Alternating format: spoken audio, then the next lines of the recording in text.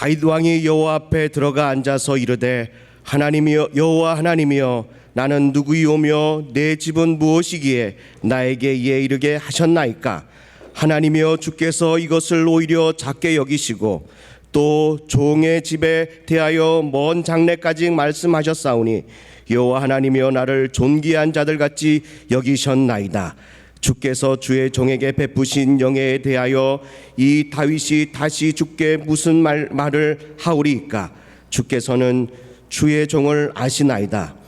여호와여 주께서 주의 종을 위하여 주의 뜻대로 이 모든 큰 일을 행하사 이 모든 큰 일을 알게 하셨나이다. 여호와여 우리 귀로 들은 대로 주와 같은 이가 없고 주 외에는 하나님이 없나이다. 아멘. 여러분, 신약성경 맨 처음 나오는 복음서가 뭐예요? 마태복음. 마태, 마가, 누가, 요한 이렇게 시작하니까 신약성경을 딱 피면 마태복음부터 나와요. 그럼 마태복음 1장 1절에 어떤 말씀이 나오는지 한번 살펴보실까요? 마태복음 1장 1절. 벌써 나왔어요. 한번 같이 읽어보도록 하겠습니다. 시작. 아브람과 다윗의 자손 예수 그리스도의 계보라. 그러니까 아브람과 다윗의 자손 예수 그리스도의 계보 이렇게 나와요. 그래서 성경을 딱 피면 아브람과 다윗을 굉장히 귀하게 여기는 거예요. 여러분, 아브라함은 믿음의 조상으로 꼽히고 또 아브람에 대해서는 창세기서 12장 1절로 3절을 보시면 천하만민이 너로 인하여 복을 받으리라. 그래서 축복의 통로가 돼요. 한번 옆에 분한테 그러세요. 모든 사람이 당신을 통하여 복을 받기를 바랍니다. 시작. 모든 사람이 당신을 통하여 복을 받기를 바랍니다. 할렐루야. 그러니까 모든 사람이 다 복을 받도록 하나님이 아브라함을 세워주신 거예요. 그리고 우리는 그 아브라함의 후손이라고 그래요. 아니, 우리는 유대인도 아닌데, 그럼요. 세계의 모든 믿음의 후손, 예수 믿는 사람들은 영적으로 아브라함이 믿음의 조상이래요. 그래서 그냥 우리의 조상 이렇게 부르지 않고 믿음의 조상 그래요. 그럼 뭐 어떤 사람이 야, 너 유대인이냐 이렇게 말하는데, 그러면 여러분, 수학의 아버지는 뭐예요? 수학의 아버지. 수학의 아버지는 저도 잘 모르겠는데 혹시 아십니까? 예. 수학의 아버지가 뭐죠? 히포크라테스예요? 아니고 그러면 피타고라스? 예, 몰라요. 하여간 그렇다고 그래요. 그러니까 그렇게 아버지라고 그러면 자기 아버지인가? 아니에요. 그 어떤 분야에 그분이 대표적인 인물이 된다, 이런 뜻이죠. 아브라함이 우리의 조상이다 그럴 때 그건 믿음의 조상, 믿음을 가진 사람의 대표적인 인물이 아브라함이다. 근데 그 아브라함은 그를 통하여 천하만민이 복을 받더라는 거예요. 우리도 그 믿음을 가지면 우리를 통하여 가족과 주변 사람이 다 복을 받는 통로가 되는 거예요. 그와 동시에 성경에 보니까 다윗도 그렇게 귀하게 여겨요. 구약 성경에 보면 모세도 여호수아도 또 갈렙도 혹은 엘리야도 예레미야도 이사야도 위대한 인물들이 엄청나게 등장해요. 그런데도 그들을 다 넣지 않고 다윗을 탁 집어넣은 이유가 있어요.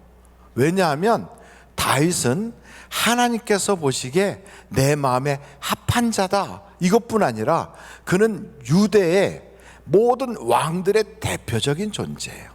그래서 그의 후손을 통하여 메시아가 나오리라 하는 인물이 된 거예요. 그래서 다윗은 좀 특별한 사람입니다. 오늘 그 특별한 사람 다윗을 통하여 우리의 믿음이 특별해지기를 간절히 바랍니다. 그래서 다윗의 감사, 이런 말씀으로 여러분과 함께 나누는데, 한번 여러분 성경 사무엘상 16장 13절을 한번 찾아보겠어요. 사무엘상 16장 13절. 사무엘상 16장 13절 찾으셨어요? 오, 벌써 나왔어요. 한번 그러면 다 같이 16장 13절 읽어보실까요? 시작. 사무엘이 기름 뿔병을 가져다가 그의 형제 중에서 그에게 부었더니 그날 이후로 다윗이 여호와의 영에게 크게 감동되니라. 사무엘이 떠나서 라마로 가니라. 그리고 나서 그 다음 14절 한번 보겠어요. 시작. 여호와의 영이 사울에게서 떠나고 여호와께서 부리시는 악령이 그를 번뇌게 한지라. 그러니까 사울하고 다윗을 딱 비교하면 다윗은 여호와의 영이 임한 사람. 여호와의 영을 두 자로 뭐라 그래요? 성령. 성령이 함께하는 사람. 사울은 성령은 떠나가고 뭐가 함께했다? 악령이 함께했다. 그러니까 여러분, 다윗은 성령의 사람이더라 이 말이에요. 교회를 다니면 자꾸 목사가 성령 받으라고 하고 또 어떻게 하면 성령 받는지를 자꾸 알려드리는 이유가 성령을 받아야 특별한 사람이 되는 거예요. 그러니까 교회는 내가 몇 년 다녔습니다. 우리 집안이 5대째 예수를 믿습니다. 그래도 성령을 받지 않으면 교인이에요. 성령을 받고 나면 하나님의 자녀가 되고 그를 성도라고 그래요. 그러니까 여러분, 교인이 아니라 하나님의 자녀고 성도가 되어야 진짜 신앙생활을 하는 거예요. 교인은 그 교회에 등록한 사람이에요. 그러니까 회원과 같아요. 그 회원은 원하면 나 회원 탈퇴할래? 이러면 탈퇴할 수도 있어요. 그런데 여러분, 부모의 자녀가 되면 나 자식 안 할래? 그럼 자식 안 해집니까?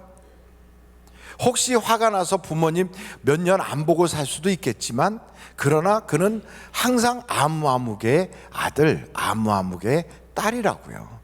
그 호적을 파서 옮겨갈 수는 없단 말이죠. 똑같은 거예요. 그래서 하나님의 자녀가 되면 세상 끝날까지 하나님이 우리의 아버지가 되시고, 그가 이 세상을 떠날 때 천국에서 하나님의 가족으로 우리를 환영해 주게 되어 있는 거예요. 그러므로 여러분, 성령을 여러분들이 다 받으시기를 간절히 바랍니다. 근데 여기 말씀을 한번 더 보시는데 사무엘하 5장 10절 한번 보실까요? 사무엘하 5장 10절. 사무엘하 5장 10절 찾으셨어요? 우리 그럼 같이 한번 읽겠습니다. 시작. 만군의 하나님 여호와께서 함께 계시니 다윗이 점점 강성하여 가니라. 그러니까 만군의 하나님이 함께하는 사람, 하나님이 함께한다는 것을 네 자로 뭐라고 그러냐면 임마누엘 그래요. 한번 해볼까요? 임마누엘. 시작. 그러니까 성이 임신가 봐. 하나님이 함께하는 사람이에요. 임마누엘이에요. 여러분, 예수님이 이 땅에 오신 것은 뭐 하려고 오셨나? 임마누엘 하려고 오셨다는 거예요. 하나님이 우리와 함께 하시려고 오셨대요. 그런데 하나님이 함께한 인물이 누구냐? 다윗이에요. 하나님이 그와 함께 하시니 점점 강성하여 가니라. 그러니까 다윗을 딱 보면 성령이 함께 하시고 하나님이 함께 하시는 바로 그런 사람이에요. 세 번째, 다윗에 대하여 사무엘하 6장 14절을 보겠어요. 그러니까 여러분이 크게 한번 읽어주세요. 사무엘하 6장 14절 시작.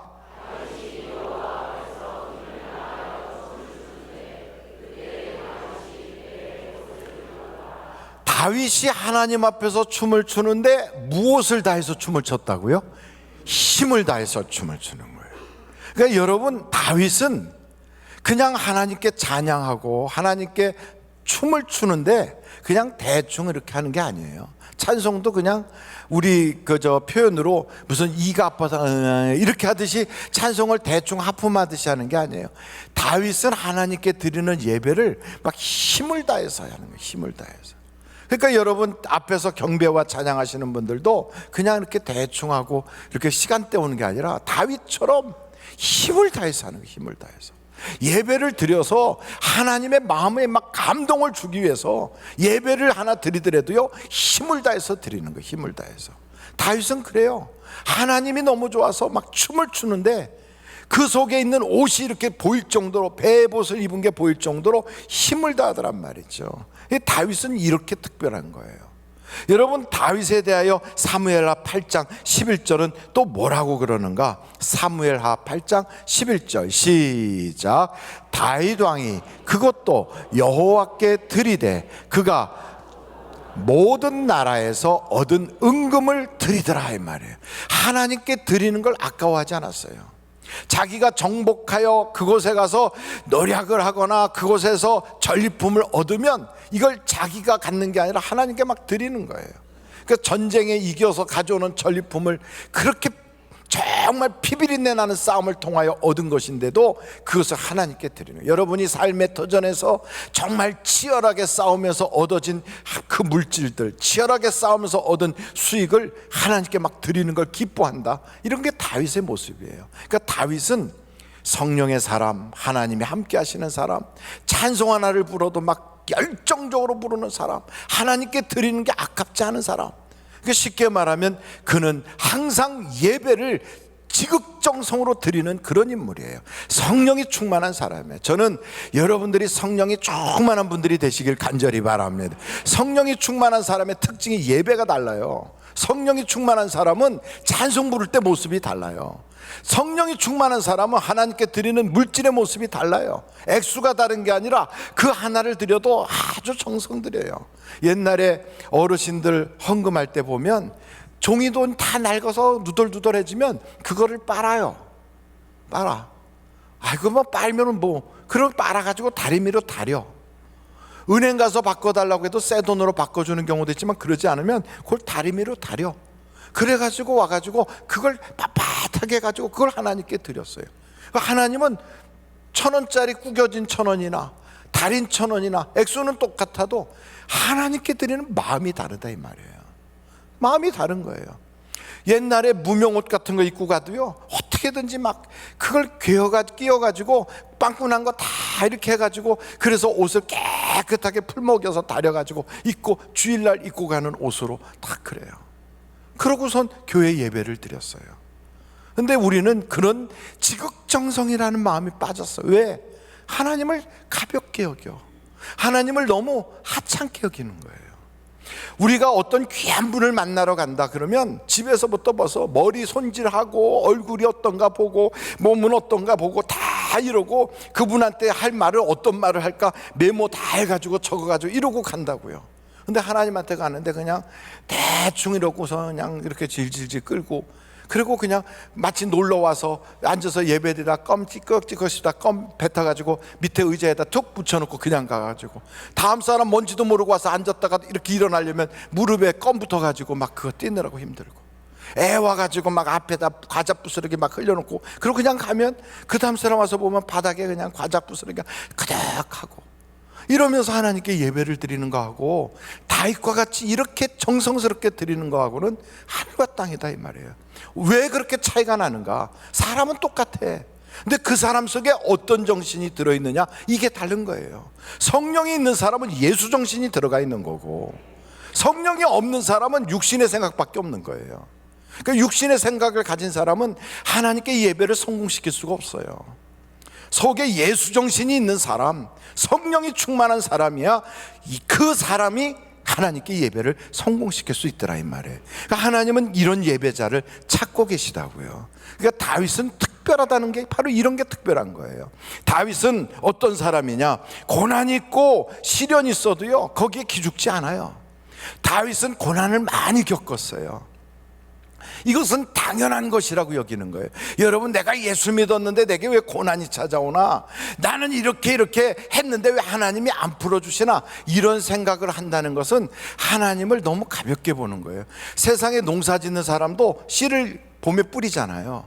그러면 비바람이 치고 태양볕이 뜨겁게 내려쬐고 이거 다 과정을 겪어서 가을에 가서 추수를 하는 거예요. 시련과 고난과 연단을 인내로 지나가야 추수를 하는 거예요. 근데 그런 것도 안 하고 심어놓고 바로 나오기를 기다리고 있어요.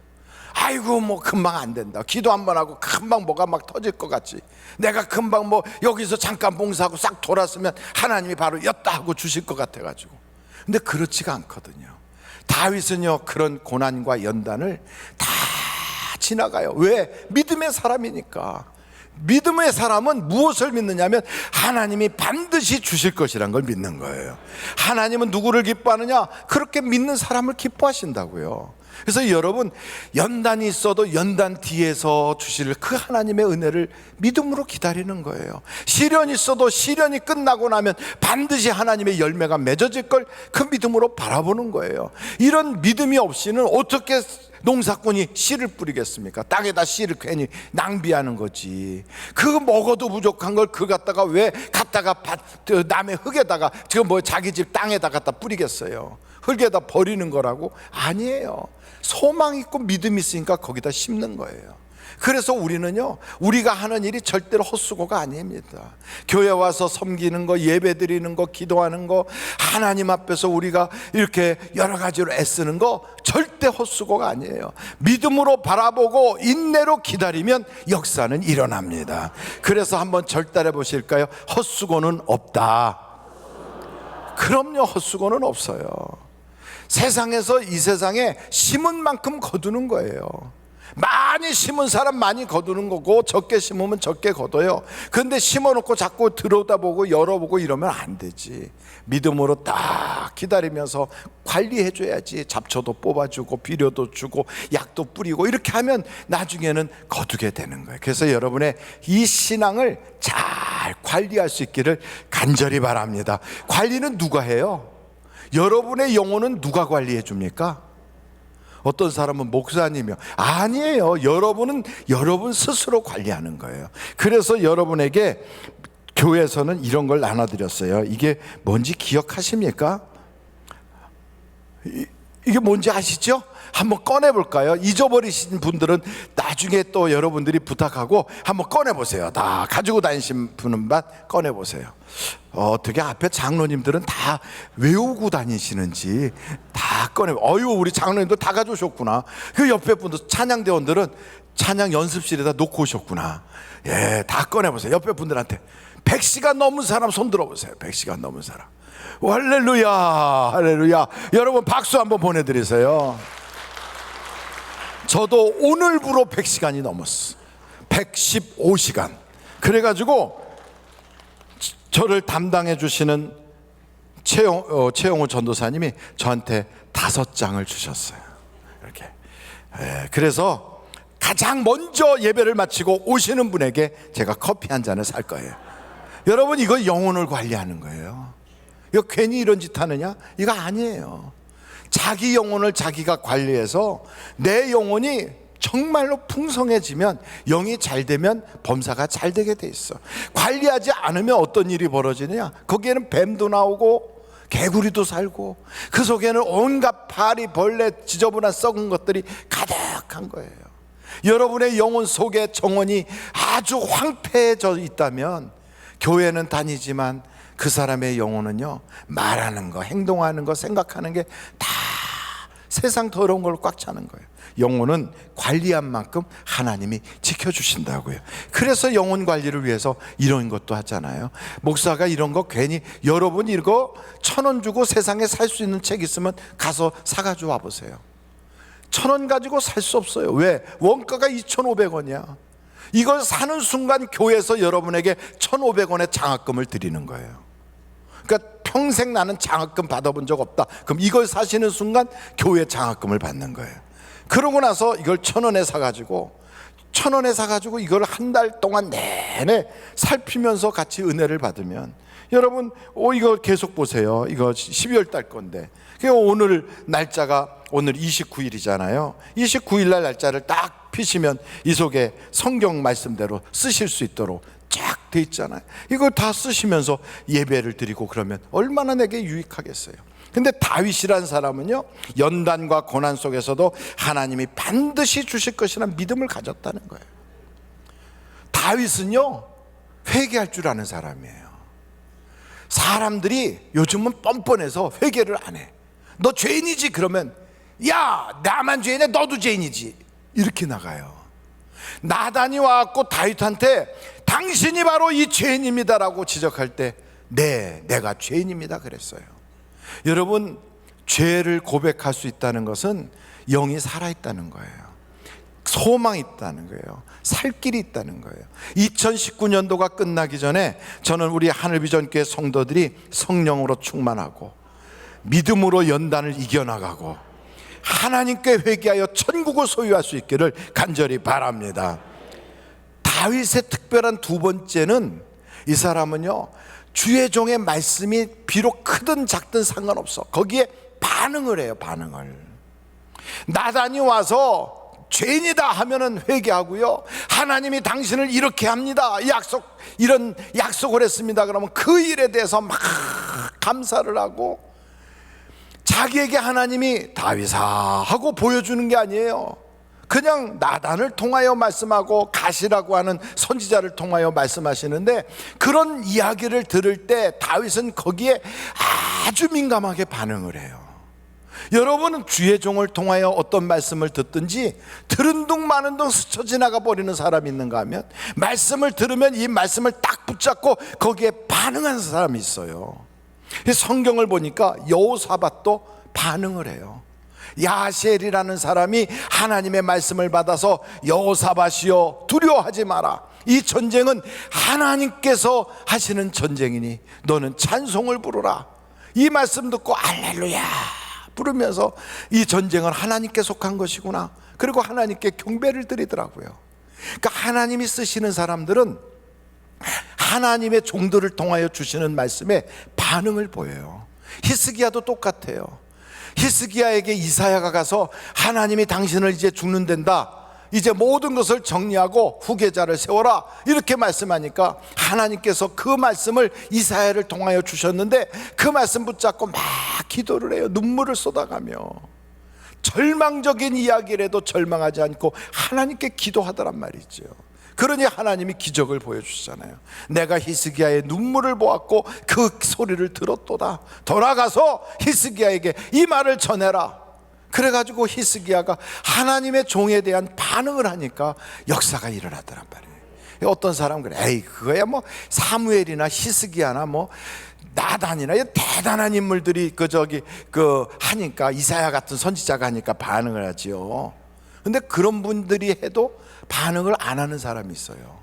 예레미야가 시드기야한테 당신이 하나님께 돌아서고 바벨론 왕에게 항복하면 당신 죽지 않고 삽니다, 하나님께 돌아서십시오, 가서 그냥 항복하면 됩니다, 이렇게 이야기하는데 듣는 둥 마는 둥 해요. 그 결국 어떻게 되느냐, 시드기야가 두 눈이 다 뽑혀. 자기가 두 눈 뽑히기 전에 자기 눈앞에서 자기 자식들이 바벨론 왕에 의해서 다 죽음을 당해요. 자기 아들이 죽임을 당하고, 그러고 나서 자기 눈은 칼로 찔러서 다 눈을 멀게 만들어. 그리고 묶여가지고 질질질 끌려가서 결국은 바벨론까지 끌려가서 죽이더란 말이에요. 하나님의 말씀을 반응을 안 해요. 어떤 사람은 사울이라고 하는 인물이 어떤 줄 아십니까? 다윗은 사무엘을 통하여 하나님의 말씀이 이렇다고 말씀하니까 아멘 하고 하나님께 반응을 해요. 나단이 찾아와서 이렇다고 얘기하니까 막 감사를 해요. 그런데 사울은 어떠냐면, 하나님이 널 버렸어 이렇게 얘기하는데도 뭐라고 얘기하냐면, 그랬을지라도 나를 사람들 앞에서 좀 높여봐 이래요. 그러니까 죽이는 거예요. 하나님의 말씀에 반응을 안 해요. 반응을. 그러니 여러분, 무슨 얘기를 할지라도 바람 부는 소리 같아. 여러분은 어떠십니까? 2019년도 하나님께서 주의 종들을 통하여 교구 목사든 담임 목사든, 혹은 여러분이 차를 타고 갈 때 라디오를 통해서든, 또 집에서 그 CTS나 CBS나 어떤 방송을 통해서든 설교 말씀을 들을 때 그 말씀에 내게 주시는 말씀이구나 하고 반응을 한 적이 있느냐고. 혹은 그런 말씀은 없었어도요, 내가 잠을 자는데 갑자기 내 마음속에서 어떤 성령의 감동이 있어서 기도해야 되겠구나 하고 말씀이 있었을 때 벌떡 일어나가지고 그냥 잠자리에서 무릎을 탁 꿇고 한번 하나님께 엎드려 봤냐고요. 하나님이 무슨 말씀을 할지라도 반응을 안 해. 아이고 그거야 뭐 하나님이 좀 확실하게 얘기를 해야지. 성경에 보니까요, 하나님이 말씀하는 것은 다 누구를 통하여 말씀하냐면 주의 종들을 통하여 말씀하세요. 그런데 그거는 그거야. 그냥 뭔가 이유가 있어서 저런 소리 할 거야 이렇게 생각해요. 그런데 그렇게 하면 성경에 보니까 반응을 한 사람 여호수아, 히스기야, 다윗, 반응을 안 한 사람 시드기야, 사울, 이런 사람들은, 반응을 하지 않는 사람들은 다 멸망을 당해요. 반응을 한 사람들은 복을 받아요. 비록 저주의 소리를 들었는데도 반응을 하면 거기서 벗어나게 해요. 아합과 같은 사람은 엘리야가 가서 하나님께서 당신 집안을 싹 멸망시킨답니다, 이 소리 딱 듣자마자 깜짝 놀라서 베옷을 입고 걸음걸이부터 천천히 했어요. 천천히 반응을 해요. 하나님, 난 기도할 줄 몰라요. 나는 어떻게 기도해야 되는지 몰라요. 그런데 하나님, 나는 망하고 싶진 않아요. 하나님 불쌍히 여기세요. 이러고 걸었어요. 그랬더니 하나님이 뭐라고 그러시는지 아십니까? 성경에 보니까 너 저 아합을 보느냐? 쟤 걸어가는 것 좀 봐라. 내가 제 모습 보고 제 당대에는 멸망시키지 않을 거야. 이러세요. 여러분, 반응을 하셔야 돼. 반응을. 그러니까 성경에 보니까 피리를 불어도 춤을 추지 않고 곡을 해도 울지 않더라. 아무 반응을 안 하더라는 거예요. 저는 다윗이 특별한 점이 뭐냐, 자기보다 훨씬 못해 보이는 사람이 와서 이야기하는데도요 그 일에 반응을 해요. 마지막으로 다윗은요 참 겸손해요. 우리는 생각할 때 겸손 그러면 이게 사람들 앞에 이렇게 인사하고 막 예의 바르고 그리고 막 다른 사람을 높이고, 이걸 겸손이라고 생각해. 맞아요, 그거 겸손이에요. 그런데 사람한테는 잘하는데 하나님하고 나하고의 관계에서는 그냥 맹탕같이 하는 사람들이 많아요. 하나님하고 나하고의 관계, 쉽게 말하면 영적 자산에 대해서는 그렇게 예민하게 그것을 챙기려고 안 해. 근데 다윗은 그걸 챙기거든요. 한번 여러분 다윗의 모습 시편 132편을 한번 찾아보세요. 시편 132편이에요. 찾으셨어요? 시편 132편. 예, 1절서부터 보겠어요. 한번 읽어보겠습니다. 시작. 여호와여, 다윗을 위하여 그의 모든 겸손을 기억하소서. 2절 시작. 그가 여호와께 맹세하며 야곱의 전능자에게 서원하기를 내가 내 장막집에 들어가지 아니하며 내 침상에 오르지 아니하고 내 눈으로 잠들게 하지 아니하며 내 눈꺼풀로 졸게 하지 아니하기를. 그러니까 이 말을 반복해서 그렇지, 쉽게 말하면 나 집에도 안 가고 나 침대도 안 올라가고 나 눈 감기도 않고, 이 말이 무슨 말이냐면 나는 철야하겠다 이 말이에요. 밤을 새우겠다 이 말이에요. 언제까지? 5절 다 같이 시작. 여호와의 처소 곧 야곱의 전능자의 성막을 발견하기까지 하리라 하였나이다. 쉽게 말하면 모세 때 만들었던 성막을 잊어버렸다고요. 법궤는 있는데 그 당시에 만들었던 성막이라고 하는 천막 있어요. 천막, 회막이라고도 불리는, 이거를 어디다 뒀는지 잊어버렸어. 그게 굉장히 귀하게 만들었지만 약 다윗 시대까지 300에서 400년의 세월이 지나고 나니까 너무 낡고 만지기만 하면 막 부스러지고, 그래서 더 이상 사람들이 귀하게 여기질 않고 갖다 어디다 뒀는데, 둔 사람도 너무 오래전에 두고 잊어버리고 또 그렇게 뒀던 사람도 나이 먹고 늙어서 세상을 떠났어요. 그러니까 그게 어디 있는지 아무도 관심을 안 가져. 근데 다윗은 다르더라 이 말이에요. 이런 영적 자산을 잃어버린 채로 그냥 살지를 않아요. 그래서 다윗은 어떻게 하냐, 이걸 찾아야 되겠다고 철야를 하더라고. 그래서 어디서 찾았느냐, 6절 7절을 한번 보실까요? 시작. 우리가 그것이 에브라다에 있다 함을 들었더니 나무밭에서 찾았도다.